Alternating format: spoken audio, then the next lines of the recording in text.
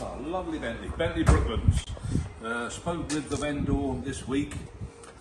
He ran through to give us a bit of information, what have you. It's been looked after by a Bentley specialist up in Newcastle way somewhere during the time he's had it. It's been very little trouble at all.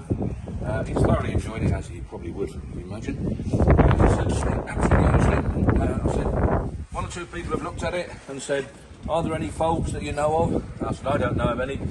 So I'll tell you two faults. One, electric seat didn't work, so I swapped it over, left to right. So that's probably going to be a power pack in there or something like that sort of line. And air conditioning is not working properly. Might want gassing. Might want £10,000 spent on a new air conditioner, in which case you'd forget it, you haven't got air conditioning. That's what people keep telling me. Oh, can it cost 10,000 quid? Rubbish. It's going to cost 120 quid for a refill in it and all that sort of thing. So that's that. So forget about it. But the best thing to think of, to keep in mind, it hasn't got any air conditioning. So forget that. So it's no problem. So the seats we might looking at sooner or later. Could cost 150 quid. Might cost 50 quid. Don't know.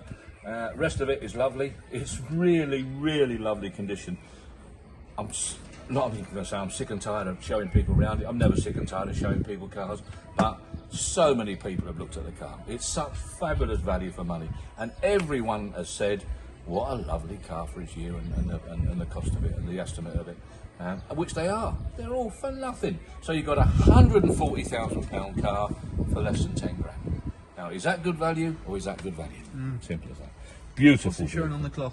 88,000. It's either 88 or 68, I can't see. Lovely, lovely, lovely car. So, brilliant buy for someone. Everyone, we keep telling everybody, drive one of these before you die. Everyone should drive one before you die. Most fantastic driving experience you'll ever have. And when you think of the value for money, they're just for nothing. And the problem is, I just talked to a guy earlier on, he's done 100,000 miles in his Bentley Arnage, other than oil and regular plug change, new set of spark plugs, a new oil filter obviously. He's not spent a penny on it in 100,000 miles. No faults whatsoever. Not gone wrong one iota. And you know why? Because he's done 100,000 miles. Because he's used it. You park them up for 6 or 9 months, don't matter what car we're talking about.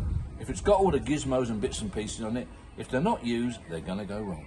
So the answer really, buy one, take it out on a Sunday morning, go down to the pub or whatever it might be or something, have a drive down there and have a pint of lemonade and get it back, and maybe one night in the week during the summer, or at least start it up, pull it out of the garage, move it backwards and forwards, operate the brakes, put it back in again in the winter if you want. But at least try and use it, because you won't have any trouble then. You really won't. I don't have any trouble with mine when I use mine all the time. No problem at all. But lovely condition overall, isn't it? Beautiful, absolutely. There's one or two little marks, one or two bits and pieces, but nothing really. I mean, it's a fabulous looking car, beautiful. I mean, it looks 30 grand worth of car, doesn't it? And more. Yeah, and more. And you know, it's a joke, isn't it? It's joke money, they really are. I can't believe why everyone ain't got one. You know, but they're obviously worried about running costs and fuel. Well, not terrible on fuel if you only use it a couple of times a week. It's going to cost you another tenner between driving this and an ordinary 2 litre car. Only a tenner. No, ain't going to break it.